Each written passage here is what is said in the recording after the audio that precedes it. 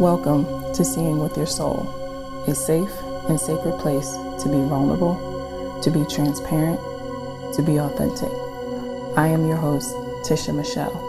From the deep pain and loss of my best friend Gloria, I realized she gave me the greatest gift ever, remembering my purpose in life, which is to help connect you to your authentic self, guide you to remember your purpose, and remind you that your current circumstance doesn't define who you are. Join me as we heal, align, and glow together. Hey guys, welcome back to another episode of Seeing with Your Soul. If you are new here, hey guys, I am your host, Tisha Michelle. I teach people how to heal themselves mentally, physically, emotionally, and spiritually. And how I do that? Child, I do that through different ways. And one of them being this podcast that you landed on. You landed on it for a reason. And what that reason is, I don't know. But at some point, you'll know exactly why you were led to this podcast, this episode, all that good stuff. I also teach it through some courses that I teach throughout the year, through my posts that I'll put on Instagram, through hypnosis sessions as I am a certified hypnotist. I also do individual readings with people where I'm just tuning into your energy and really just being that mirror, that reflection and that validation for those things that you already know that's inside of you. And you just need a little bit of guidance to be able to remind you who you are and to bring certain things out of you that has been trapped due to society, family, instilling all these things into us. And then we get a little bit of crazy and we don't even know that we're walking around with these strong belief systems that don't even belong to us. They belong to someone else, right? And then I also do that in my 90-day alignment intuitive program. And that's where we'll dive deep into you. This is where you really, truly, fully meet yourself. Really meet yourself. And to really get to the core issues, which I always say, it always goes back to your childhood, right? Understanding your childhood, connecting with that inner child so that way we can love on her or him, let him or her know that you're protected and you're safe, and that what happened then should not define who you are right now. So I also offer retreats. So my purpose really here in life is to have people really connect to who they are. But before I can even really teach you that, I had to experience these things. So all of my teachings come through experience, right? Because I believe that experience is the greatest teacher there is. So I know every time I'm getting some new people that'll hop on to the podcast, and I love how it's growing, and I love the loyalness of people as well. But I just felt that I needed to just kind of pop on here in the beginning of this and just speak to the new listeners, and I'm not editing that out.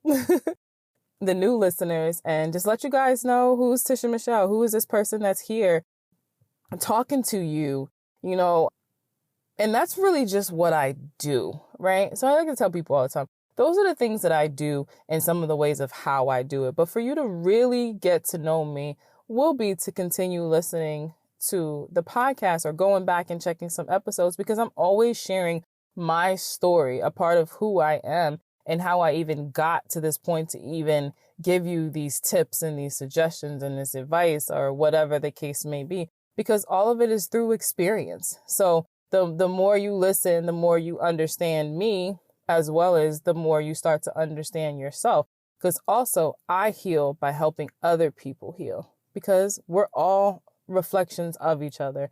Whether you want to believe it or not, every single relationship that is in your life, and when I say relationship, I don't mean just like romantic, but just the people that you interact with on like a heavy basis, they're all reflections of you. So what you love in them, you love in yourself. And what you dislike or hate, whatever word or feeling, emotion you're using in that other person, that's a part of you that's still wounded and unhealed. And that person is bringing you that experience to shake you up, because there's that part in you that needs some loving on, that needs some healing, that needs some integrating on.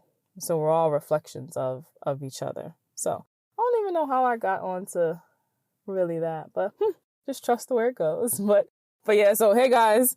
All right. I do have another announcement. Like I said, I'm a certified hypnotist. There's 2 ways to reprogram your brain, and that is through repetition, and that is through hypnosis, right?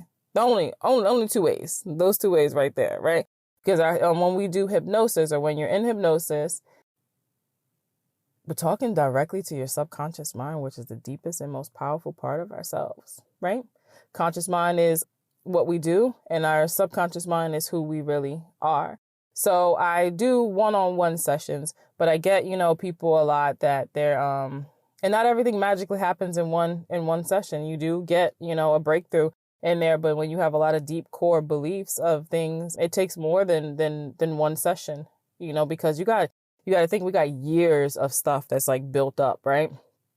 Core beliefs and traumas and wounds and fears, all that's stored into there. So, this is where the repetition, where we're doing, sessions over, doing other things like your affirmations, right? Because our subconscious mind doesn't know the difference between real and imaginative. So we say things over and over and over and over, because then we start to believe that shit. So we have to be very mindful of what it is that we're putting and consuming, and what it is that the self-talk, that the talk that we're having with ourselves too, when we're saying things over and over. It's like, yo, your subconscious mind is listening and believing that shit. So be mindful of what you're saying.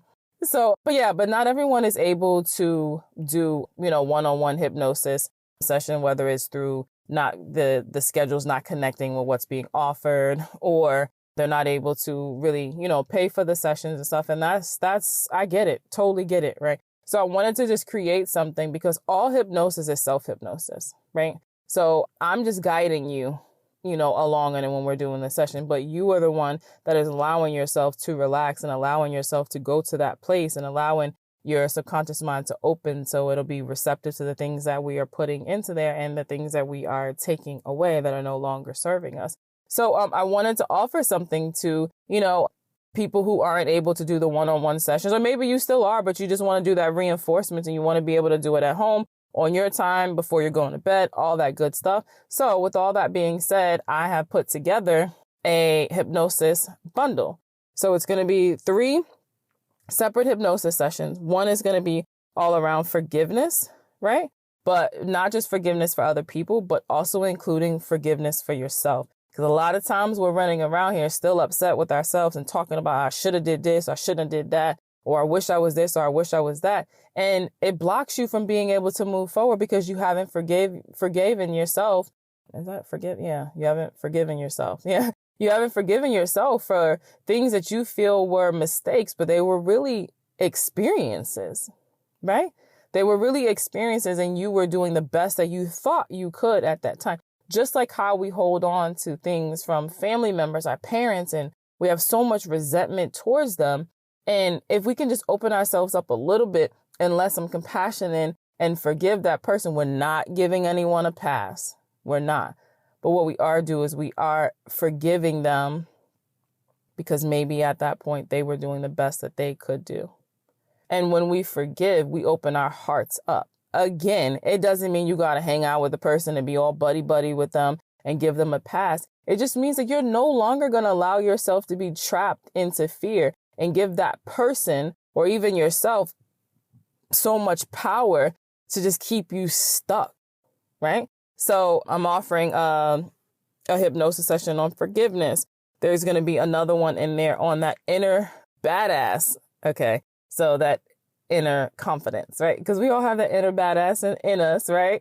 But we want to really unlock that, right? Because it's there. It's just that, again, going back to our childhood, certain things could have happened. We could have been bullied when we were a kid. So because we were bullied, now we're shy and we're timid and we're afraid to really step out and be different, because we don't want all eyes on us, because when all eyes was on you before, you were being made fun of and you didn't like that feeling. You don't want to feel like that again. So you won't put any attention on yourself.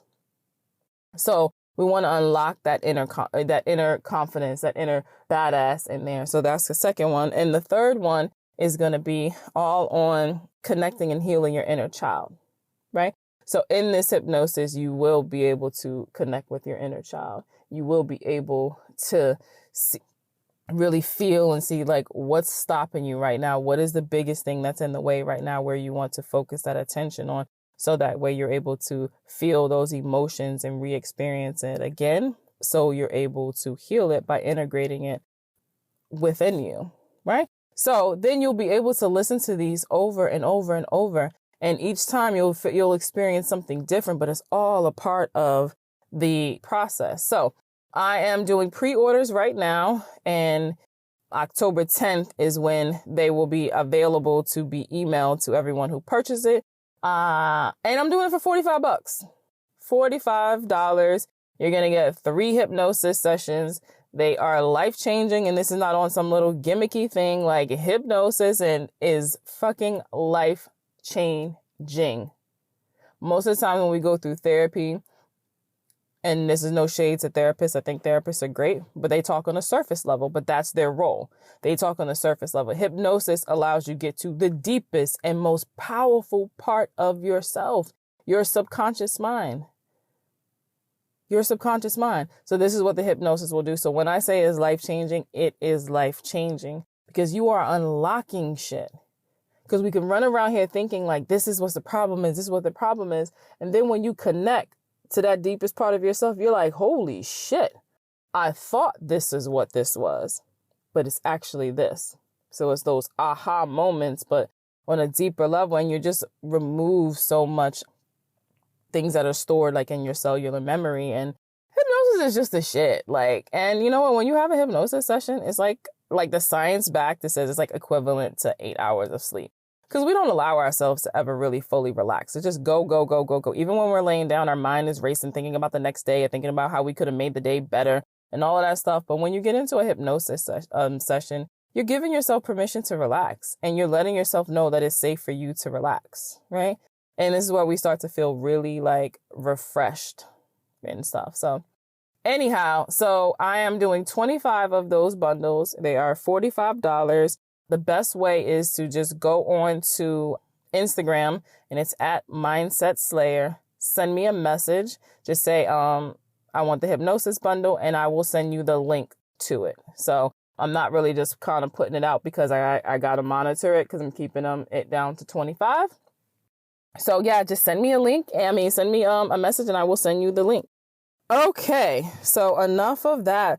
Let's get this started. So we're going to start with this gratitude. So in this present moment, I am grateful to just be here.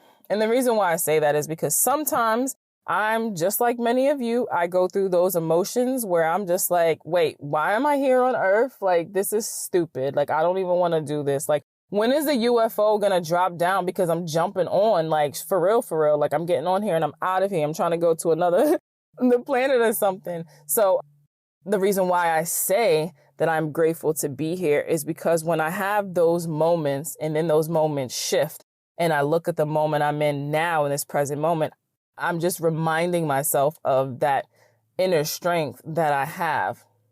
Because while I may feel like, oh my gosh, tapping out, like I don't. I continue to push forward with whatever is going on. And it brings me to this moment, this present moment where I'm like, I got this. I got this. Just like you guys got it, right? We have that strength that's in there, and it's just time to really, really, really tap into that and be more consciously aware of our strength, right? So yeah, so that's what I am grateful and thankful for in this present moment. So now it is your turn. So again, if you are new, I always like to start it off by me expressing what I am grateful for in the present moment. And then I want you guys to express that. However, I always take you through just centering yourself, getting yourself grounded. And that's just by taking 3 nice deep breaths, right? When we breathe, we are reminding ourselves that we are alive, right? Breath, we're alive. And we are getting ourselves back to the core of who we are. That's that oneness, that wholeness, that calmness, that state of love. And we could really focus and scan on the present moment, right? So unless you guys are driving, I want you guys to go ahead and close your eyes. And let's take a nice deep breath by breathing in through our nose and then out through our mouth. You may even find yourself like rolling your neck, just unwinding. Like this is your few moments, right? Now let's go ahead and take another nice deep breath by breathing in through our nose and out through our mouth. One more nice, deep, long breath in through our nose, out through our mouth. And I know that just feels good. Make sure like throughout the day, like you just randomly start taking some deep breaths. You know, take deep breaths before when somebody texts you and you getting worked up about what they said and you getting ready to respond. Chill out. Take 3 nice, long, deep breaths and then you can respond. And you can do that with a lot of things. You know, sometimes I do that before I answer the phone. Like if I'm actually going to answer the phone and I see who like that person is and I kind of feel some type of way, sometimes depending if it's really strong, I just won't even answer because I'll be like, you know what, I'm not in the right state of mind to have that conversation. So I'm going to be an adult.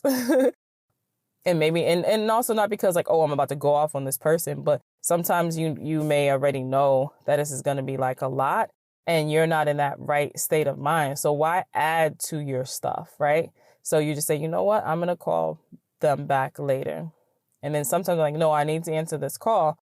And I know this could go sideways or something. So I'm just going to take, you know, as the phone is ringing, I'm just taking some deep breaths. So just coming into that center space. And then I answer like the phone, a text message or whatever it is that I am going to be doing. So yeah.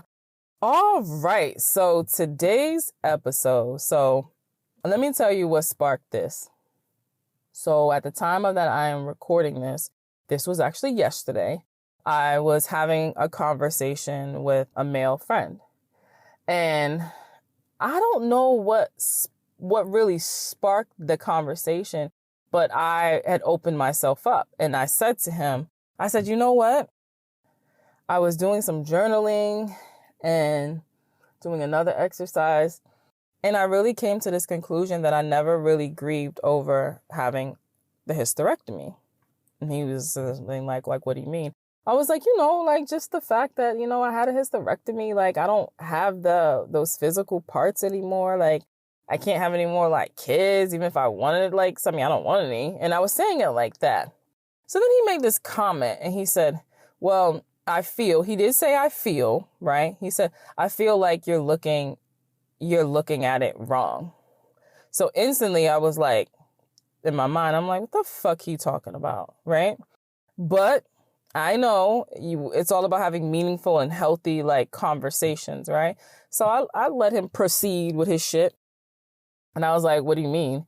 And he was like, I mean, you could just look at it like you already have 4 kids and you're grateful, you know, and thankful that you have the 4 kids that you have. And I was like, my eyes is like, because we're on the phone. So I'm like, okay, so many things I could say to him right now, but I'm going to let him proceed again. And he was just like, you know, yeah, like just to be grateful that you have, you know, the kids. So then I said something like, well, if I get in a relationship, like I can't even give that person any kids. They like wanted kids, like that choice and that option is just not there. And he was like, yeah, well, we could do a bunch of like hypothetical, like, you know, like, well, what if, you know, but he was like, you might not ever get in a relationship. He was like, or you might, but those are all those like, what if type things, right? So I'm like, at what point do I stop his ass? Right? I'm like, at what point? Seriously. So, yeah. So I'm listening to him and I'm like, So I had to take a couple of deep breaths and I said, this is interesting that you say that. And I say, this is why I say we speak based off of like our experiences. And I told him, I said, this is just me having a conversation with you, because had this been like 2 years ago, I would have been like probably going off on you and telling you how all types of wrong you are. And I was like, so I'm not going to say you're wrong for your opinion, because we can't tell people that they are wrong for their opinion. I was like, but just giving it as an example, when people give their opinion, what are they basing it off of, right? So we could be like, yo, it's my opinion. Like, how you going to say my opinion is wrong? Like, and da-da-da-da. Yeah, we can't say that. We can't say that. You're entitled to your opinion. I'm entitled to my opinion. So he was entitled to his opinion. That's why he started off with, I feel, and that was his thing, right? Cool.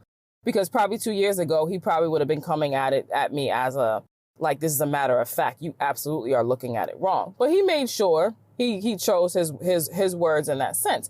And I said, well, when we come from our opinion, what are we basing that off of? So here this is a man, right? A man giving his opinion on me talking about having this hysterectomy. So one, he's never had a hysterectomy. And two, he's never had a baby, never had kids, right? So he's never experienced that. He doesn't know what it's like to be a woman, right? At all. So how could you possibly really give like this, opinion on something to say, I feel like you're looking at it wrong, right? So it's like, how do you really give that opinion to tell somebody like you feel like they're looking at it wrong? You should be grateful that you have 4 kids. Wait, what? First of all, so I'm like, I'm not ungrateful that I have 4 kids. Love my kids dearly. My kids are amazing. And not that I need to express any of that.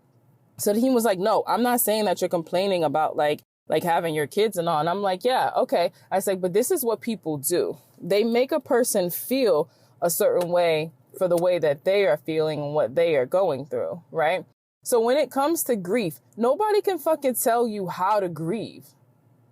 Nobody can tell you how to grieve for over anything because you're the one that's going through that emotion, going through what that is. And then, no, as a woman, no man can tell you how you should feel about something that happened with your body. It's your body, right?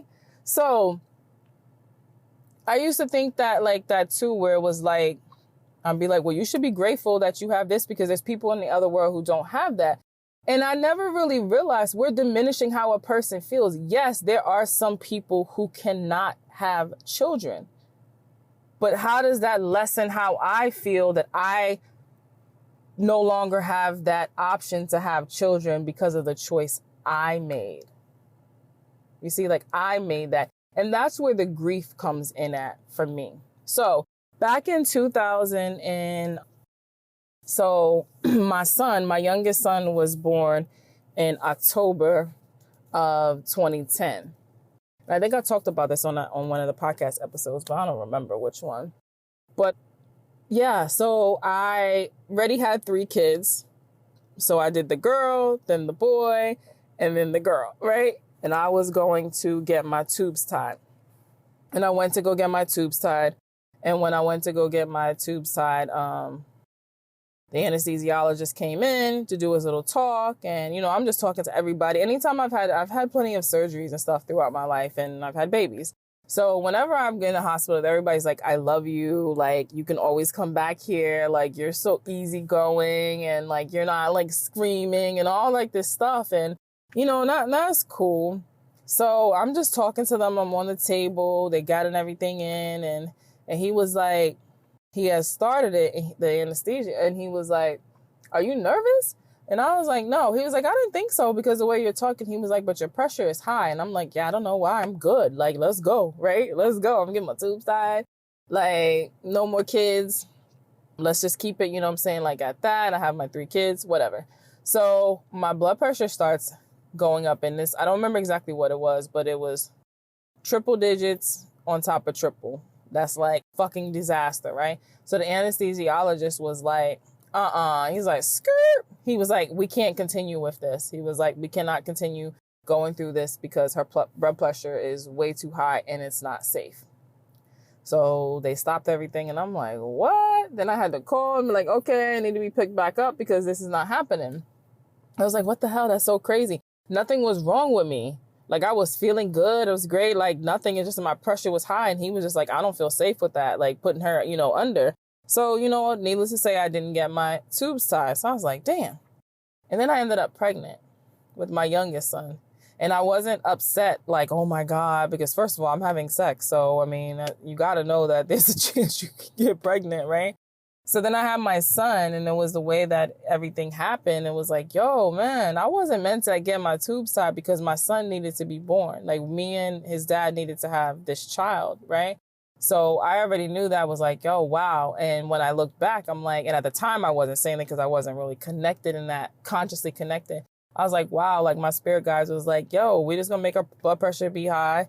And we got this anesthesiologist was like, we're going to put the brakes on it because you're not meant to have the get your tubes tied now. It's like, okay. So then I have my son, and I'm definitely, thankful and grateful of how that whole thing played out, right? So then, I have my son, have some complications with him. Like he almost died when he was born. So, we get through that. And then 2011, I start bleeding a lot. And I mean like bleeding. So, seeing like the GYN, and I have cysts, and then then it pops up with, checking me for like ovarian cancer, because I had a lot of precancerous cells. So I was going through a lot of that stuff, then I have fibroids, and I was just having like a lot of pain, and I was just bleeding and bleeding and bleeding. And I know you're like, oh my God, this is gross. You're probably not, because most of my listeners are my ladies. So, but I'm bleeding a lot. That I remember one day I was working, I had a job, and it was a temp assignment, but long term. And it was like at this professional, I don't even fucking remember the company. I don't even remember what the hell they did, but it was like I was being like basically like an assistant to some rich ass people or some shit. I don't even really remember it, to be honest. But I remember going home one day and on my lunch break to change, because I was bleeding so much it came through, and I went home. And then it was the next day, it happened again. Like I stood up and there was so much blood. Of course, I'm embarrassed in that sense. And I leave, and I'm so embarrassed, so upset, and just not even like really feeling like weak, because I've been, losing a lot of blood. And this wasn't just like a every now and then. This was like a everyday thing for like weeks on weeks, like, and just not letting up, right? And I just quit the job. I just quit. I just called. I was like, I can't come back. I just quit, because it was so just like, it was just crazy. So anyway, so seeing the doctor, and, I had fibroids and I had polyps, and just, these is over a span of time, right? So still bleeding. So she's like, you can have a hysterectomy. So at this point I'm like, and she was like, but you won't be able to have any more kids. I'm like, I'm good. I'm good. I have my 4 kids, right? I need to have this hysterectomy. Like, I just need to stop it. I don't want to fucking bleed anymore. I don't want to feel like this. Just take the shit out. Be done. So what she said was, they went to go take my ovaries, but they were going to leave one ovary, and because they didn't want to put me in medical menopause, right? By removing everything. So I said, okay. So I just trusted them. That's fine. So we have the hysterectomy, and they leave the one ovary. That was in 2011. And then in 2012, it's back at it. I got these cysts, all this shit going on with this other ovary. And I'm like, what the fuck? Right? So back into the doctors again, and, my GYN. And they're like, okay, well, we can take that one out. But I do have to let you know that when we take this out, you're going to instantly go on medical menopause. I don't fucking care about some menopause shit you talking about. Just take this shit out, because I'm not going through this again. This is ridiculous. Take it out. Literally the next day in the hospital, I was so hot flashes, miserable. I'm talking about miserable. It didn't even give me like an opportunity to like fucking grieve the second, having a hysterectomy or whatever. I'm like in medical menopause, and it was awful. It was really just awful. And they did let me know about this hormone shot. It was like a natural thing, but your insurance doesn't pay for it. So I had to pay for it. And it was, I don't remember how much I paid. It was a few $100s though, for the one shot that lasted like 7 months or something. It was like this pellet shot, and then they check your blood again, and then you could do like a little booster or whatever. So I had to pay out of pocket for that, because like I said, the insurance doesn't cover it. Insurance don't cover shit that's natural in that sense, right? So anyway, at that point I went into medical menopause. So I would be, I don't know how my kids put up with me, especially in the car, because 1 minute I'm hot, 1 minute I'm cold, you know what I mean? And just the hormones, the different things that it just like affected or whatever. So I never really got to really grieve the fact of what happened, because then I was in medical menopause and I was dealing with that shit, right? And then, I got to this point where I was just like, I thought about like with like real, like actually like dating and stuff. And then it was just like that question has to be asked, like, oh, do you want any kids? And because that changes everything, because that person gonna want kids. Like, and yes, there's other ways to, that was something else that he said when we were talking. He was like, I mean, if you wanted more kids, there's other ways to have kids. Like you could, like, I don't fucking know that shit. I'm 40 years old. I know that there's other ways if you can't physically have like, a child yourself. Like I get that. And I think he was really missing what I was really saying. So anyway, so I never really grieved and really looked at the fact that it was just like, yo, take this shit out and be done. But then, a couple years afterwards, every now and then I would just think about it and I'd get a little sad and then I wouldn't think about it anymore. You know how we just bury our shit, right? So then what really brought this up for me was recently. Oh, I'm silly. That's what sparked the conversation. What I'm about to tell you now, how me and him got on that conversation. So I've been having a problem with my tooth, my bottom tooth. And like, it hurts when I eat. And I'm like, oh my God, like I hate the dentist. So I went to the dentist and it was like, oh, you have a cavity and it's really bad. It's like at the nerve. So that's why when you eat, it's there. And so in my mind, I was like, oh, y'all gonna take this shit out. Take it out. I don't need it. I don't need it.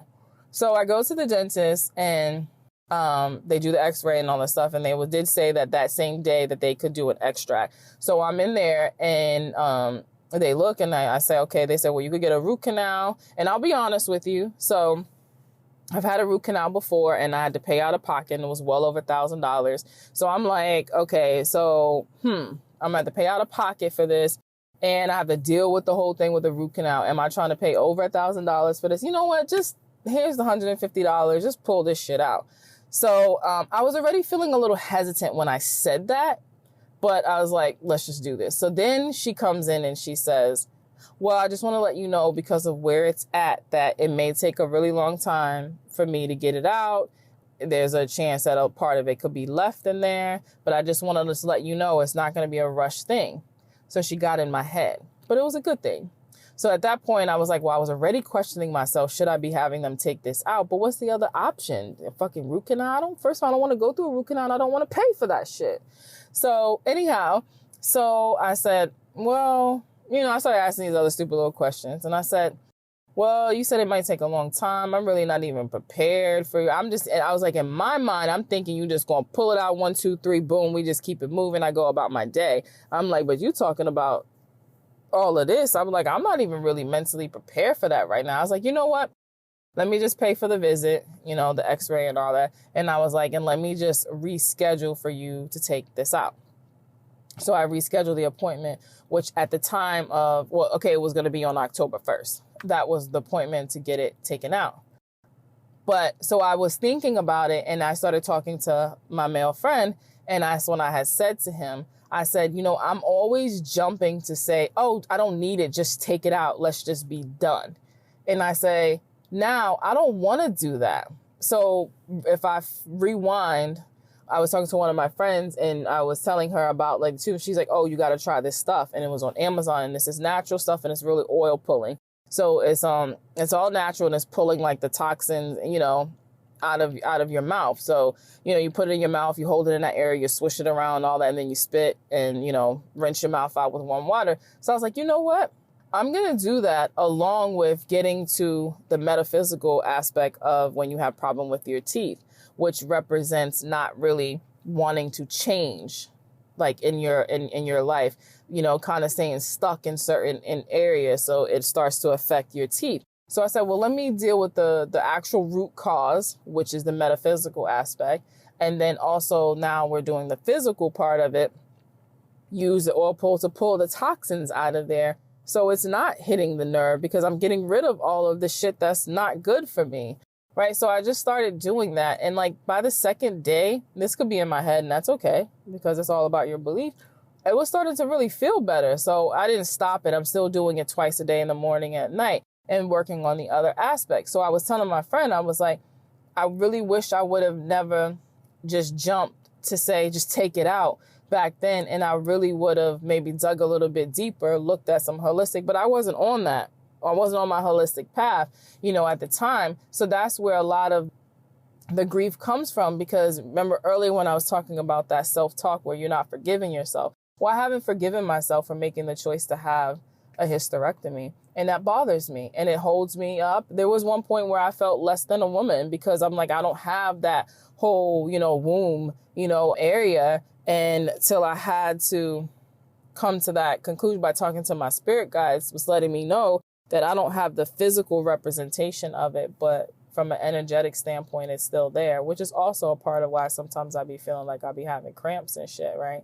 Then I'm like, I can't be having cramps. I don't have no damn period. I don't go through anything. But anyway, but we still have that physical representation is there. So while I was grieving, not even really grieving, but not forgiving myself for those choices and stuff and feeling less than, that really wasn't the case, So I was expressing that to him and saying, like, I'm not going to lose my tooth. I'm not going to just have them pull it out. I'm going to heal myself. It's what I fucking do, right? It's what I do.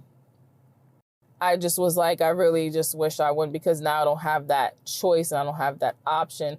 And it was because I chose to have a hysterectomy. So now I no longer have the option to be able to birth a child, right? Because that was my choice. So when I was coming, it had nothing to do with not being grateful for the children that I have, because I'm very grateful. And I know it played out exactly the way that it meant to play out, right? But I haven't grieved over those choices that I made in life, right? And when he was saying that to me, I was like, yo, this is a podcast, because I know a lot of you guys have experienced something similar. It might not be that you made a decision, for a hysterectomy, but there's something that you made a decision and you haven't forgiven yourself for it. You haven't grieved over it. And then along comes someone else to kind of make you feel like you're wrong for feeling the way that you do. And then guess what? We go back into our shell. And then we start to question ourselves, or we feel then now we feel bad for feeling bad or not forgiving ourselves, right? So, I wanted to come on here and share that with you guys and just let you guys know, don't ever let anybody tell you that the way that you feel or you're thinking about something, is the wrong way, right? Even they might not mean any harm, but where is it coming from, right? What experience are they speaking from? This is a whole man speaking on hysterectomy and not being able to have children. How can you really form something off of that, right? Because you'll never know what it feels like to know that you made a conscious choice that now allows you not to have children. That's tough, because that's something that me personally, I can't go back and change. I can't go back and say, oh, do-over. Meron, it's fixed. I can have kids now. So that's hard and that's tough, right? And this is where the grief comes in at, right? The grief and forgiveness. And I like to say that grief is the idea of something and then that idea being taken away, right? So a lot of times we don't grieve over those things. We'll beat ourselves up. And it's safe and it's okay for you to grieve over whatever that thing is. And it's also safe and okay for you to forgive yourself, because in that present moment in 2011 and 2012, I felt like I was doing the best thing for me at the time, because I needed to stop the bleeding, because that shit was horrible. It was like my whole quality of life was different, afraid to go places because it's coming through. I'm talking about coming through. Not talking about when you're like a female and you didn't even realize your period came and, oh my gosh, it went through. It's happened to us in school. Maybe we weren't fully educated on how to properly care, or whatever. And, and it's come through. I ain't talking about that. Accident. I'm talking about gushes and gushes. So it was just don't want to move a certain way. Don't want to go out in certain things. So it really affected, how I was living. So in that moment, I did the best thing that I thought. I did what I thought was the best decision, for that present moment. And I beat myself up over it. And now what I've been doing is really working on forgiving myself for that. And I'm not fully there. I'm not fully there. It's a hard pill to swallow when you make a choice, when you made that choice. You made that choice that then affects things now and stuff. Like, we tend to be really hard on ourselves. So I want to just express to you guys it's definitely important to work through what that is and really forgive yourself for it and understand that you were doing the best that you could possibly do at that present moment. And then again, also, don't let anyone tell you how you should feel, or you're looking at it the wrong way, right? Because we can't really tell people about a right or a wrong. So even with me, when I'm working, some of you guys can, attest to this. I'm going to always open you up to another perspective, but I'm never going to tell you that the way you're looking at something is wrong. Like, how can I tell you the way that you're looking at it and you're looking at it based off of whatever the case is, right? So I can't tell you that. And no one else can tell you what it is. And you can listen to them. So like I said, had I have not evolved and grown, that would have been an argument. Actually, he would have said it differently too. But he's already been around me and how things are and just like opening up and stuff. We were able to have a healthy conversation. Did it make me feel some type of way? Fuck yes, it did. But I'm able to now check myself and like, whoa, okay, let's have this conversation, which was cool, And like he said, he was like, I'm never going to feel like I'm wrong for my opinion. And I'm like, and you shouldn't. You shouldn't, because you know where you're coming from. Just like he said, he was like, and then he ended up saying, he was like, and I'll never know what it's like to have a baby or to be a woman. And I'm like, and as long as you know that, right? But yeah, he's going to stand by what his opinion. But I wasn't going to allow his opinion to make me feel bad, to make me feel like I shouldn't feel upset for the decision that I made, because I should be grateful that I have kids because other people can't have kids. Yes, there are people, and there's probably some of you who can't have kids. And that's your journey. And this is my journey. And not one is more important than the other. And that's just what that is in anything. So don't allow anybody to say, oh, you shouldn't say that, you shouldn't feel like that, you should be lucky that you have this. You're going to be grateful in your own sense, but it doesn't take away how you might feel about something because there's always going to be someone in the States or another part of the world that their situation is worse than yours. But again, why are we comparing people's situations? And where I don't feel like we should be comparing.